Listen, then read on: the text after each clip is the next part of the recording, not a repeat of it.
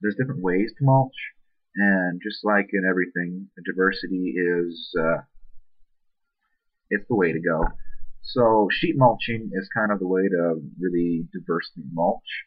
Another way to really diversely mulch is to kind of go in a quadrant type idea. I'll actually draw that real quick for you. The sheet mulching is where you put layers of mulch down.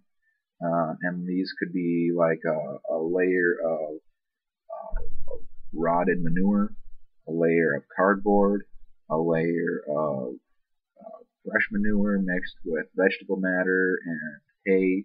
And then on top of that, you get wood chips. You can have a layer of hay, and that will be your sheet mulch. The idea here is to simulate this business here, is to kind of get that layer of fresh matter, and then more decayed matter, and then more decayed matter, and then pretty well decayed matter. That's what you're simulating with the sheet mulching here. But it also brings in a bunch of different types of mulch, and those different types of mulch provide habitat for different organisms and allow for different processes to happen. Say, for example, hay is kind of a breeding ground for protozoans. But wood chips aren't quite really. Wood chips are usually pretty fungally dominated. But rotted manure is pretty bacterial, and fresh manure is pretty darn bacterial. And the cardboard is going to be a fungal deal. And so you have a really diverse set of biology you're kind of providing food for here, instead of just putting down a layer of cardboard. Then you're just feeding them the fungi. But by mixing it up like this, you're feeding all kinds of things and keeping the system going. Like if you look out at the forest floor, like look out there on the forest floor, that's leaves, and there's chunks of sticks, and forbs, and there's all kinds of stuff down there. Mosses, lichens, just the whole shebang. Right? And so sheet mulching kind of simulates that forest floor type environment. Okay, the other kind of mulching would be quadrant-based mulching. And this is where you have, like, say you had a single tree. So that's our tree trunk, all right? And then around that, you have a bigger circle. I'm going to try so I can draw it. Okay, and you have this, say it's about a meter, maybe 2 meters. Well, we'll say the height of a man, and I'm 6 feet tall, 6 feet 3/4 actually. But I'm man sized, so we'll say about 6 feet, from a radius of 6 feet here. And we're going to split this into 4 sections, okay?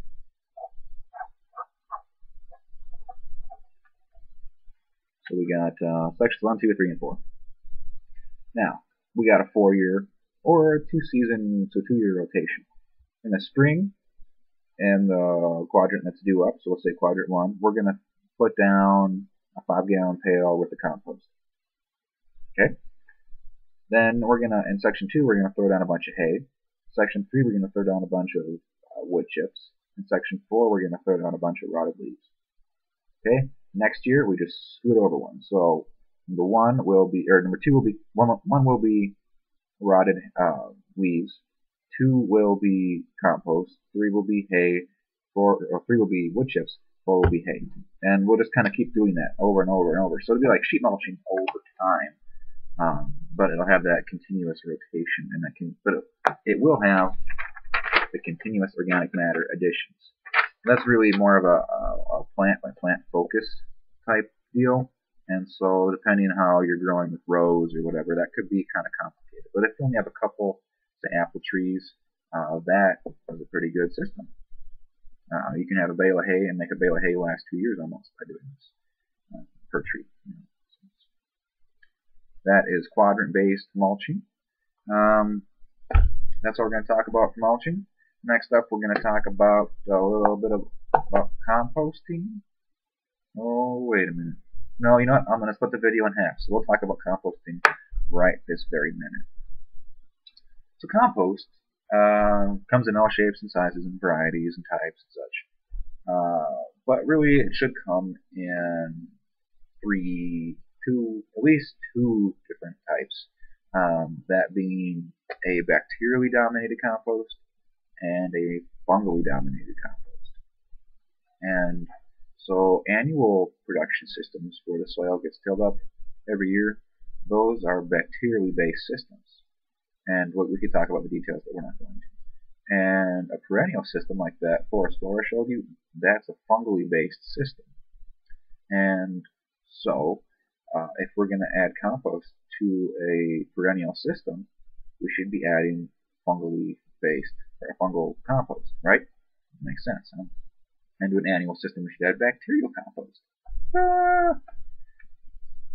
Making them isn't really that different. You know, they're fairly similar, but there is definitely a distinct difference.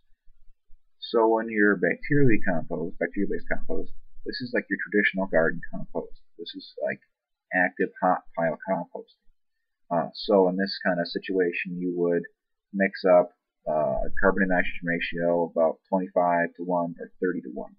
And that would be, talking in browns and greens, that would be 1 part green to every 3 parts brown, roughly. Maybe 1 part green to 2 parts brown, something like that. And then you turn that once a week for about 6 weeks. That will give you a pretty good, odds are it'll be a bacterially based compost. To do this for a fungally based compost, you would mix more for a 40 to 1 carbon to nitrogen ratio. You would mix it all together initially, and you would let it sit for 6 months, 8 months, maybe, depends. If you made it this time of year, so we're talking late September, made the pile, you would apply it next fall, next late summer or fall. That would be probably about right. And the idea behind this is, in the bacterial-based compost, by turning it and mixing the compost, you're actually physically breaking up particles. And you're making them smaller and therefore more available for bacterial decomposition. In this fungal system, where it's not being turned regularly like this, you're not shredding it.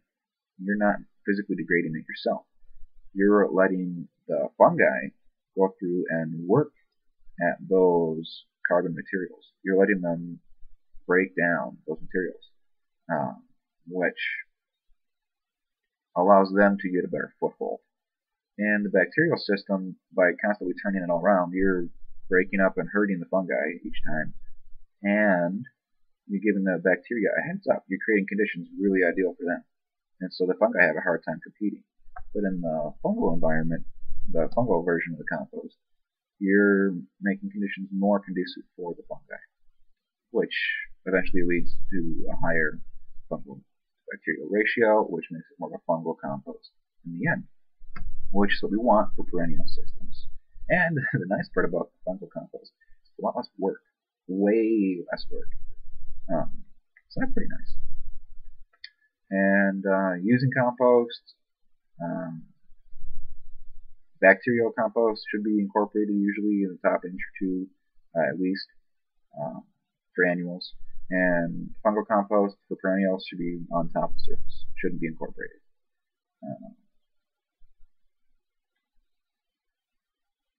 Without getting into any other crazy business, that's all we're going to talk about with compost. Pretty simple. If you remember, fungal compost is a carbon to nitrogen ratio of 40 to 1. That's roughly 1 part green to about 5 or 6 parts brown. And the bacterial would be a carbon to nitrogen ratio of 25 to 1 or 30 to 1, somewhere in there. And that's a brown to green of roughly 1 part green to 2 or 3 parts brown. Remember to keep your compost piles moist, like a run-up sponge, not sopping wet, not dry, but keep it nice and run-up sponge moist, just so it's moist to touch, but not, if you squeeze it, it doesn't drip out. And then you'll have really good, happy compost relatively quickly. You'll know your compost is done when you go through it and you don't find any banana peels, you don't find anything that looks like anything. You can't tell what it was. It'll look like really good compost. Go and look up, find somewhere that has really good compost. Look up their compost. If you can, look at it before it's screened, and then feel it and smell it, and get to know what real good finished compost looks like, and then compare yours to that, and say, well, my compost smells kind of moist, and I don't know. If it smells like that, it's probably not ready yet, and I'll let it sit for a while. But if it smells like, oh, it's like I've been digging in the garden all day, that's what you're looking for. That just beautiful earthy scent. All right. That pretty much sums up our talk today. Remember that managing your soil organic matter has 4 basic rules. We got our continuous organic matter additions, keeping the soil vegetated always, minimizing your tillage, and keeping residues on the soil surface. If you can do those 4 things, you can probably grow pretty good soil, which will in turn grow you pretty good plants. And isn't that what we all want? Delicious, nutritious food. Well, my name is Brian Lutke, or Dr. Brylock, depending how you know me. This talk and some other information is available on my blog, which is intensivehomefoodproduction.blogspot.com. And feel free to go on there and leave me comments or whatever. I don't actively update it or anything. I probably haven't updated it here. But I'll put this video and resources list and any other good information I can think of on there for you to look at your leisure or to share with anybody you like. Just please don't to go around selling it and not giving me any cash. That would be kind of rude. Anyways, it should be free. So that's what it's all about. Keep up Permablitz. I hope everything works out well and you guys have a great, very informative, awesome weekend. Sorry I couldn't be there. But, keep rocking in the free world.